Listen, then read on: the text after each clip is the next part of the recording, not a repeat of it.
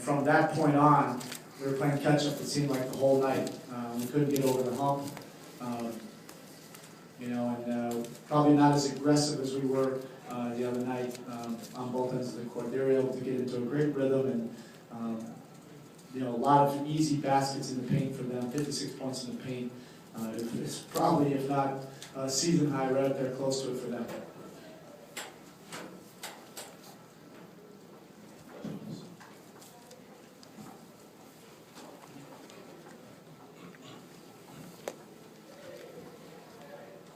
Eric, How much did their willingness to go relentlessly Kevin Garnett in the second quarter down low sort of set the tone for them this night? Yeah, he played great. They established him deep in the paint. We can do some things better, in terms of getting a step further out and trying to disrupt him a little bit on his catches. But he was able to get in a real good comfort zone. So he played well, and we understand that we'll have to play well to play in this building. All of our energy and all of our focus right now will be on Sunday. We still have a golden opportunity, and we know that once we settle in and gather ourselves and get ready for tomorrow for Sunday. Jared Weiss, CLNS Radio. Your field goal percentage and three-point percentage were about identical tonight. So what do you see as being really the big difference? Well, they got us out of our offense there pretty much in the second quarter. The step out, the pressure, flatten us out. We had about 4 or 5 empty possessions where we didn't really get into what we wanted to. We'll be better against that pressure on Sunday. Kathy Wolba, SB Nation Boston. Could you talk about the impact guys like Marquise Daniels and Keon Dooling had on the game tonight? Yeah, they sparked the game with their energy, their defensive effort. Our guys do the same thing as well. It's credit to them for staying ready. And that's probably when the game turned, like I said, is when the reserves came in, took back the lead. We were up at that point, 28-22, I think. And then from that point on, we were playing catch-up the rest of the night.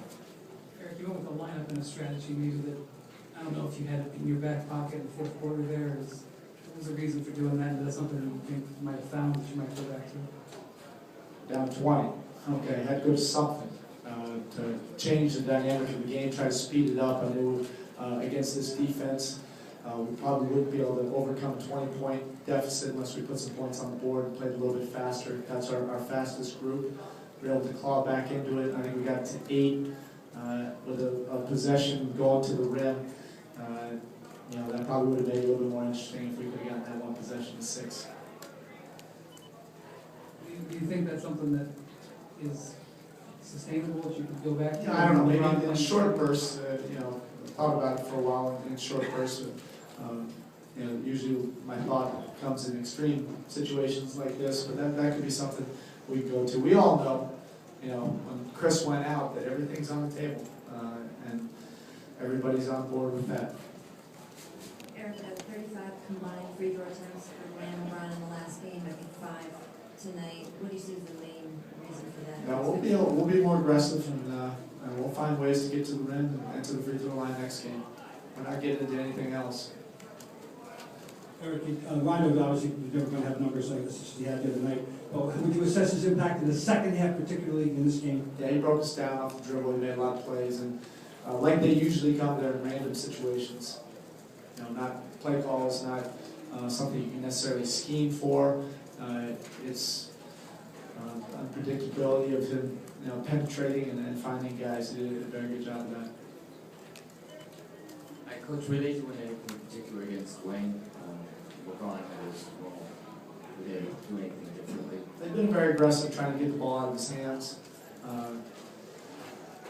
And the ball was moving at times. We still need to find ways to get back to him, at the second or third ball movement. They got us tonight. And our energies now will be focused on Sunday and what we can do to do better in that game. Coach, you mentioned Sunday.